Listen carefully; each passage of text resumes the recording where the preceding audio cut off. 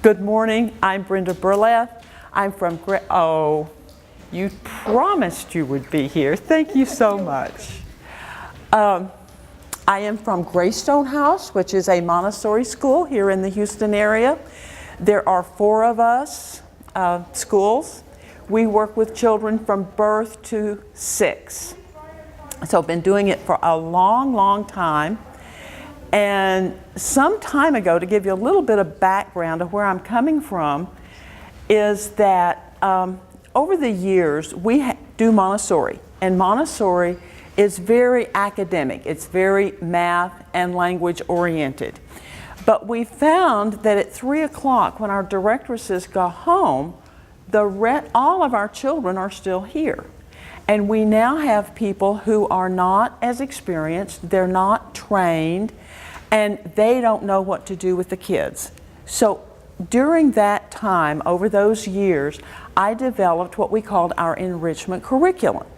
And these were various things that our assistants could do for the children to move around in a sensory integration way, for activities to do outside, arts and crafts to do in the classroom in the afternoons that are not academic. And as we moved into this, we found that we tend to lecture. We tend to talk on and on and on. Remember, we just heard that. We talk on and on. So one of the delights this morning for me is that you are going to participate a lot this morning. So you're not going to be doing just a lot of sitting and listening.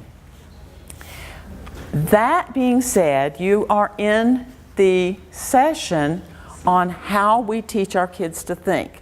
So as I moved out of the day-to-day activities of the schools, I went back and I began developing this material that we had created over the decades, put it together in a way that was more useful in the classroom to give to our assistants. And I have some samples if you want to look at them. I brought these.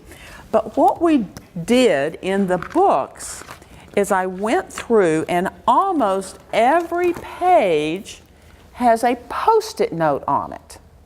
And the Post-it note reminds the assistant to stop and engage your students. Stop and ponder. Stop and ask, what if? How is this the same as that? So we found that we had to remind the teacher in the afternoon to stop and engage the children. So that's what we're talking about today, is how do we stop and think?